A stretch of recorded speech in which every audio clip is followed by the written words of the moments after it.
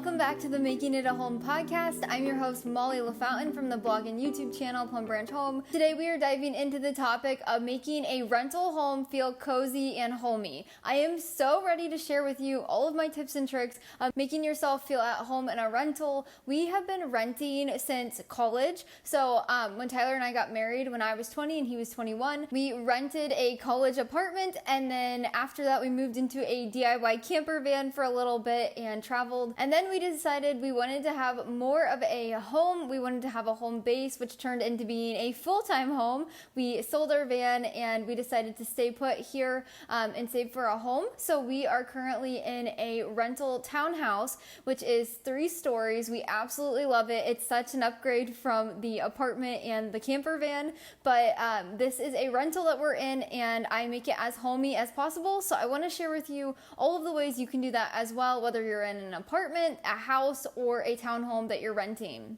Even though this is not your own home, you don't own it, you can still make it feel like yours. You don't necessarily have to paint the walls to make it feel homey. You don't have to hang things up on the walls. I have a bunch of little tips and tricks that I want to share. The first one is adding tons of texture. This is something so many people should start doing, whether you own or you rent. So adding texture means adding blankets, it means adding pillows, it means adding different types of fabrics like rugs. So whenever you walk into a place, especially a rental, it's usually one-dimensional, as in like texture-wise. It's usually just like the walls, the countertops, the cabinets, it's all one thing, all smooth, nothing really textured. So when you move into a place like that, you want to add texture. So my favorite thing is picking a couch that is fabric when you're renting. A lot of people will opt for leather couches, which is just fine. But in the apartment we rented in college, they furnished it since it was like a college area. And so they actually had a leather couch, and it made it feel less homey, and I hated that couch. So when we moved here, we got a fabric couch, and I absolutely love it. So I recommend getting some kind of fabric couch, adding rugs to almost every room that you can. So most rentals don't have carpet, which I love. I do not. I'm not a huge carpet person. So our townhome right now has like the laminate on the floor, and that's great. I love it, but it needs texture. So in our living room, under our couch, in our bedroom, under our bed, and then in our office underneath the main area of where Tyler and I's desks are, because we both work from home, I added rugs to all of those rooms, and my goodness, has it made a huge difference. Just last year, we took the rugs up and we decided to clean them and just kind of rearrange, and we thought we didn't want a rug for a little bit, and oh my gosh, it made such a difference I didn't even realize. So yes, adding rugs. I love adding light colored rugs, but if you have a pet, I highly recommend doing something that's durable or that's not white. We have a white rug in our living room, and as much as I love it, our Doberman is a mess, and he has made it a little bit dirty and a little hard to clean. So I think next time I will go with a different colored rug, maybe a cream. If you have a pet or a pet with dark hair, a cream color of anything is the best way to brighten up a room without it being white and the animals making it super dirty. It kind of hides everything. So yes, like a lighter color rug or something that really goes with your space and brightens it up. And then you can also add throw blankets. So I like to have knitted throw blankets. I have one that my aunt made me whenever Tyler and I got married. And then I also made my own knitted blanket. So I have those in our living room. I use one on the couch. Tyler and I will use it. And then the other one is on the TV stand, and it adds texture to the stand, and it sits there in case we have a guest come over or we need an extra blanket. And I think a lot of people want to just buy blankets that look cool, or blankets that have their favorite logos on there. And I think that's really nice. But if you're trying to make your home feel really cohesive and cozy, it's important to be intentional about the blankets you're choosing, because at the end of the day, they're going to be out on the couch, they're going to be displayed, and you want your home to feel really comfortable. So choosing a solid color that has some texture is perfect for that. Another thing you can do is using throw pillows. I personally don't have any throw pillows in our home. We have extra pillows on our bed, but not in our living room. So Tyler and I don't really love throw pillows. Before we moved here, I really wanted them. I really loved throw pillows, or I thought I did, but honestly, they're kind of in the way. So I don't use those, but you can if you would like. That's another way to add great texture. Just make sure the colors are gonna go with everything and they're not just random here and there. That makes it look a little cluttered. So if you add something that has texture and is in the colors of your home, that's gonna make it look really good. Which that's something I forgot to mention. When you move into any house, whether you own it or you're renting, you need to choose a color palette. And when you move into a rental, you can't necessarily change the color palette of the countertops, of the cabinets, the walls, but you can choose what you're decorating and you can kind of apply that to what's already in the home. So here in our townhome, everything is white, and then the floors are like a grayish brown,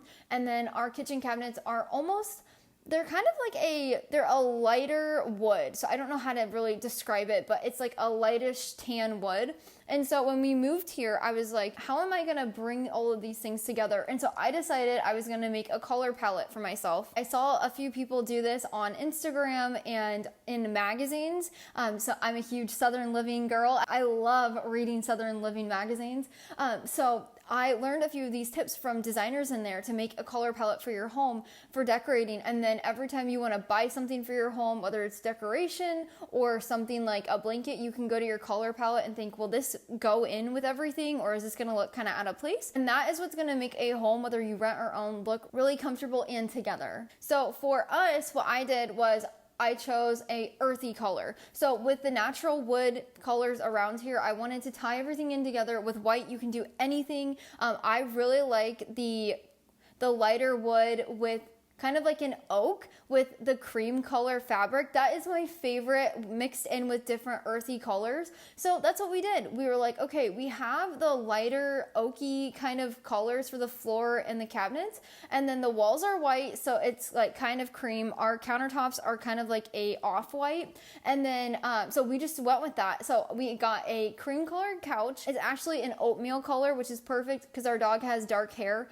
so it kind of hides that. And then I just sweep it off once a week, and it really helps. And then we have cream colored rugs besides the whitish one that we have in our living room now. We do have like an earthy, old, rustic, I wouldn't call it pink. There's like a little hues of pink, but it's really dialed down. That rug is in our office right now. But we did that, and then we added tons of plants. I am lucky because my husband and I love the same colors. We love the same color palette. So he was obviously like, I don't really care what the house like looks like. Like I don't want to decorate. I'm not that, he's not into that kind of stuff. So I was like, but I still wanted him to feel comfortable, and I wanted him to like what we had in our home. So I wanted him to also help choose things. So along with the natural woods and the cream colors, I was like, we need to add a little color into here to brighten it up and make the space feel more homey. So I chose toned down earthy colors. Those are my favorite. So we're talking terracotta, which is like almost like a burnt orange, all kinds of sage greens, or like green, different hues of like lighter greens, light blues, and then we have little pops of like a pale yellow here and there through the house. And it makes the house feel so cozy. So that is our color palette, and I highly recommend creating one yourself. You can choose like 2 to 3 base colors and then add in some secondary colors that will help complement it. So our base colors are like the oaky wood, the grayish wood, and cream, and because those were the base of when we moved in here.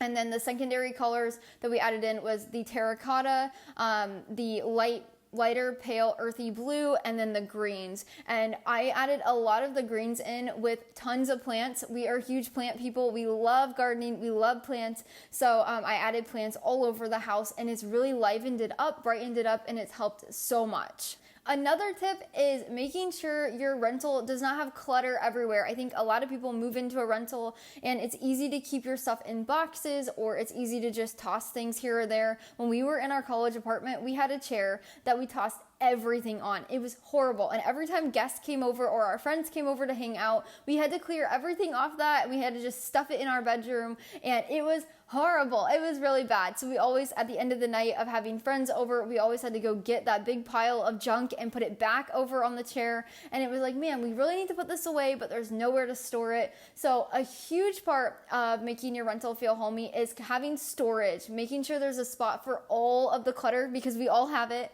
Here in this rental, I have little bins stored everywhere. We do have a junk drawer, which I think everybody has. It's like scissors and things for mail and little pens, everything is in there. But then in our cabinets, I have little storage bins that I got for really cheap on Amazon. And then we just put like all of our medicine and our natural remedies in one. We have all of our Band-Aids and everything in another. All of our board games are in the cabinet as well. In our TV stand, my husband has a PlayStation, and so that comes with controllers and wires and headphones, and that can look really, really messy. So I got a little bin out and I had him put his controller and the wires in there, and then we have a little section where his headphones go and they fold down. And it makes the TV stand look really organized and really put together without all the clutter, but we still have our stuff. So I really encourage everyone to organize their items. Get rid of what you don't need. That's a huge thing. Just get rid of what you don't use, what you don't need. When you go to buy stuff, I highly recommend thinking about, okay, where is this going to go and what purpose does it have? That's something my mom taught me when I was really young, and I still use that today in our home. So that's something really good to think about. And then when you bring it home, put it in that spot and don't leave it out. And I think that's just a great way of keeping things organized, and you're not having to pick up all that clutter all the time. There's stuff not laying all over the place, which I think another thing is clutter on the kitchen counters. A lot of people will stack bunches of newspapers and mail on there. We actually have a tin tray over here, and it sits on the countertop, and that's where we put all of our mail or all of the papers that we get at church, or when we're out at a function, we'll put it all in there when we get home if we don't have time to deal with it or don't want to. And then throughout the week, I'll clean it out about once a week. I'll try to clean that tray out so it's not overfilling or overflowed. And it just helps keep our mail in one spot and we're not having stuff everywhere. Another tip is adding layers to your home. So when you're adding layers, it's kind of like texture. The more layers you add to your home, the cozier it's going to feel. So for example, in our bedroom, we have a rug on the ground underneath our bed. And then we have our bed, and then on our bed, we have our sheets like normal. I have a duvet cover, which is really puffy and I love it. I highly recommend getting a duvet. You have like an insert and then you put the duvet cover over it. It's super easy to wash and you don't have to worry about your comforter like balling up or anything. So we have the duvet. And then on top of that, we have a extra blanket. I got this not because we need it. The duvet is super warm, especially with the sheet underneath. But I got this because I wanted to add texture to our bed. So by draping a blanket at the end of your bed, kind of like the last third, if you fold it to drape it over that, it's going to add so much texture to your bed, and then you can add pillows. So a lot of people like to add tons of pillows, and my husband is not a fan of that. He does not like tons of pillows on the bed. So we have our sleeping pillows, and then we have one set of extra pillows, and those extra pillows match the duvet cover. So when you walk into our room, you're seeing different layers of texture, different layers of color, and it looks so cozy and comfortable. I love our room. That's one way of making your space feel more homey, even if you're in a rental. You can do that in your living room. So you can do a rug under your couch, and then you can do a blanket draped over the back of the couch, throw pillows if you want, and then have something on the wall behind. You can use command strips. There's tons of different kinds now. Just make sure you get the actual command instead of the off-brand. The off-brand command strips do not work and they rip paint off the wall. More times than not, we've been there. I highly recommend doing that. And then also in your living room, and really any room, you can hang up curtains and add a bunch of texture. I highly recommend using linen curtains and curtains that are lightweight. Now, if you live in a place that you need to block out cold air, you can find really nice curtains that block out the cold air for the winter time. You can put those up on your windows, but you really want to invest in good curtains so you don't have to look at something that's kind of ugly or bulky or dark. I personally like cream colored ones, and then you just get a regular bar, and then now they have command strips that you put on the wall and you hook your curtain rod up into, so that way renters can have have curtains as well. So that's another way you can add some texture into your home. So those are just a few ways that you can add some texture and some color and just a little bit of a homey feeling to your rental. I think at the end of the day, it's a lot of your mindset. If you make your home clutter-free, you have a color palette, you decorate, you put the texture in, and you do all the things. If you're not telling yourself, this is home, this is where I'm at, and you're not happy with it and content, it's gonna feel really hard to be homey. So one thing that I've had to learn through the years of us, the last 4 years of us living in rentals is, yeah, it's not our forever home, but it's something that's home for now, and I've become very happy with it. I make do with what we have. And so I really do believe when you are in a rental, you need to have that mindset of, this is home, and I'm gonna do everything I can to make it homey. Maybe you want to live on a farm or a homestead, but you're renting in the city. You can do gardening on your patio. You can do gardening on like a terrace. You can do even kitchen windowsill gardening. If you're like in the middle of New York City and all you have is like one window and no outdoor space, you can put a little herb garden on your kitchen windowsill or on any windowsill. I've seen so many people do that. You can also learn homesteading skills. So canning, you can learn preserving, drying of herbs. You can learn knitting and crocheting, sewing, mending, just all of these things you can learn at home. And no matter if you're in the city or country, you can really have a different mindset and see your life through a different lens. So I really do believe if you are not feeling homey in your rental, just try to switch your mindset and make it feel as homey as possible. And I think that's going to make a huge difference in your life. Just being grateful for the space that you have, that you get to call home, is amazing. It's a great lesson, finding contentment in an area that you might not love, but you are learning to love, and just every day making it a little more homey, baking that fresh bread, making a pie, making some cake, and making it smell so good, along with all the things that you're doing around the home. And I do want to say, we have a very small budget and we don't have money to decorate our home.